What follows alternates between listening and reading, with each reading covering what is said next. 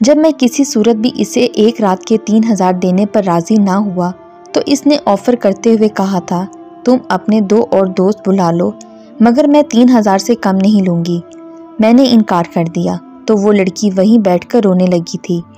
کل رات کو میں اچرا سے واپس آ رہا تھا کہ سڑک پر ایک نوجوان لڑکی نے مجھے ہاتھ دے کر روکا اور اپنا جسم بیچنا چاہا تو نہ چاہتے ہوئے بھی میں نے اس سے قیمت پوچھی۔ اس نے ایک رات کے 5000 روپے مانگے اور میں نے جان چھڑانے کے لیے 1000 روپیہ اس کے جسم کی بولی لگائی۔ تھوڑی دیر بحث و مباحثہ کے بعد جب وہ 1000 روپے نہ مانی میں نے جانے کے لیے گاڑی سٹارٹ کی۔ مجھے جاتا دیکھ کر وہ بولی اچھا 3000 روپے۔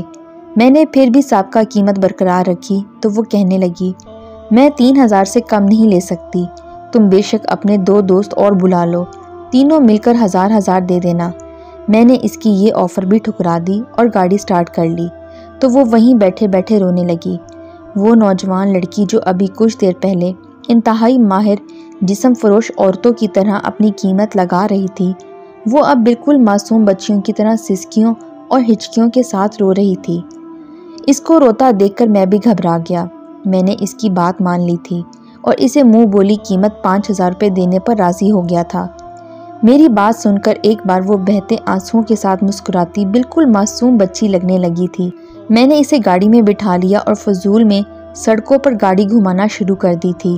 میں گفتگو کا آغاز کرتے ہوئے اس سے اتنے غلیظ پیشے میں آنے کی وجہ پوچھی تو اس نے مسکراتے ہوئے جو رودات سنائی وہ سن کر میں دھاڑے مار کر رو پڑا۔ پتہ نہیں کیوں مجھے اس لڑکی کی جگہ اپنی سگی بہن فقط اپنے بھائی سے ایک ملاقات کے لیے کسی غیر مرد کے پہلو میں جسم بیچنے کی خاطر بیٹھی ہوئی محسوس ہونے لگی تھی۔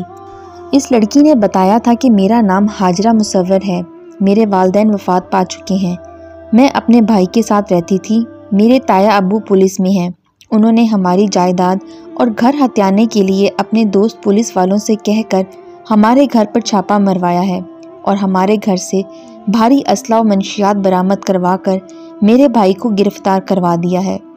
انتہائی منافقانہ چال چلتے ہوئے چاچا مجھے لے کر پولیس اسٹیشن بھی گئے، پولیس والوں کو پیسے بھی آفر کیے، کسی بڑے آفیسر کی سفارش بھی کروائی تاکہ ہم لوگوں کو چاچے کی منافقت کا پتہ نہ چلے، مگر پولیس والوں نے پھر بھی میرے بھائی کو نہیں چھوڑا، کیونکہ حقیقت میں میرے چاچا چاہتے ہی نہیں تھے کہ میرے بھائی باہر آئیں، بلکہ انہوں نے تو خود گرفتار کروایا تھا۔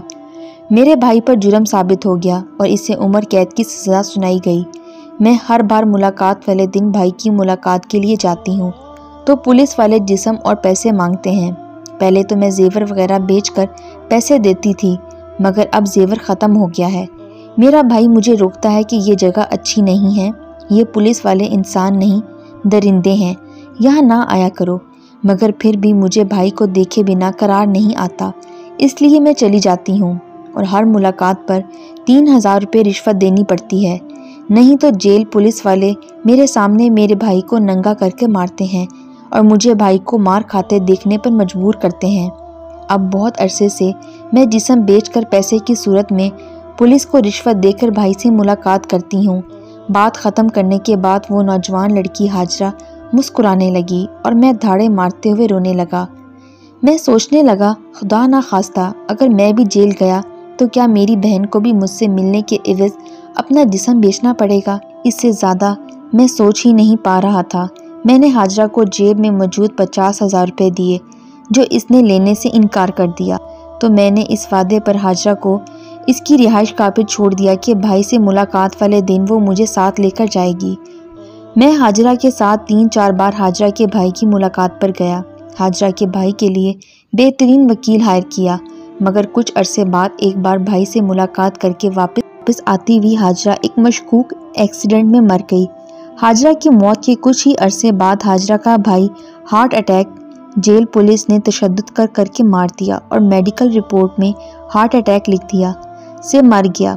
یوں ہاجرہ جس بھائی سے ملنے کے لیے جسم بیچنا پڑتا تھا، آج ہاجرہ کے اسی بھائی کو ہاجرہ کے پہلو میں سپرد خاک کر دیا گیا تھا، اور شاید ہاجرہ کی بھائی کی قبر میں جا کر بھی معلوم نہیں ہوگا کہ اس سے فقط ایک ملاقات کے عوض اس کی سگی بہن ہاجرہ کتنی بھاری قیمت ادا کرتی ہوگی۔